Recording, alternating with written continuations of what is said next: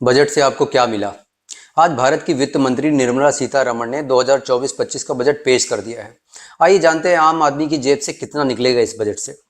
जो बच्चे पढ़ाई करना चाहते हैं उनके लिए सरकार एजुकेशनल लोन पर छूट दे रही है, पर सवाल ये उठता है कि ऐसी कौन सी शिक्षा पढ़ा रहे हो जिसके लिए लोन लेना पड़े। शिक्षा तो मुफ्त होनी चाहिए और उसमें सबका बराबर अधिकार होना चाहिए।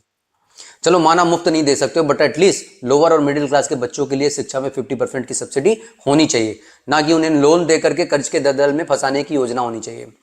इस बजट का मुख्य फोकस लोगों को रोजगार देना है ताकि वे पैसा कमाकर सरकार को टैक्स दे सके। सरकार का बजट कहता है तुम गरीब रहो, अमीर बनोगे तो ज्यादा टैक्स भरना पड़ेगा। आप खुद सोचिए, अगर आपको यह कहा जाए कि तुम महीने के 50,000 कमाओगे तो ठीक है, लेकिन उससे ज्यादा अगर तुमने कमाए तो 5,000 रुपए मुझे हर महीने देने होंगे, तो कमाने वाला क्या सोचेगा? यार मैं कम कमा लूंगा तो चलेगा, लेकिन मेरी मेहनत की कमाई में से इसे क्यों दूं? सरकार की नीति तो ऐसी होनी चाहिए जिससे लोग और ज्यादा पैसा कमाने के बारे में सोचें। यह बजट युवाओं से कह रहा है उठो और बदल दो पुरानी सोच को। नया भारत है, नई सोच के साथ आगे बढ़ना चाहिए। मोदी जी कहते हैं पिछले 10 साल में 25 करोड़ लोग गरीबी रेखा से ऊपर निकले हैं। गरीबी रेखा से ऊपर निकलकर आदमी बन जाता है मिडिल क्लास, जो न मरता है न मोटाता है, बस जो सिर्फ जिंदा रहता है।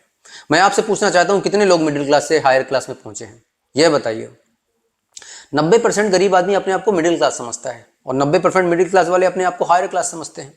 बहुत सारे लोग ये सोचते हैं कि हम तो सिर्फ गरीब हैं, हम तो टैक्स भरेंगे ही नहीं, हम भरते ही नहीं है। उन्हें बता दूं कि इस देश का भिखारी भी टैक्स भरता है। जब आप भी बाजार से कोई भी सामान खरीदते हो उसमें जो जीएसटी लगती है वो आप ही भरते हो। पेट्रोल खरीदते वक्त, चाय पत्ती खरीदते वक्त, घर बनाते वक्त, सीमेंट से लेकर के पेंट खरीदने तक हर चीज पर आपको टैक्स लगता है, जिसे हम ही पे करते हैं। तो ये मत समझो कि आप टैक्स नहीं भरते हो, आप सिर्फ इनकम टैक्स नहीं भरते होंगे। आपके अनुसार बजट कैसा रहा, और आपको अगर कुछ बदलने का मौका मिले तो आप इस बजट में क्या बदलना चाहेंगे? कमेंट बॉक्स में जरूर बताइए।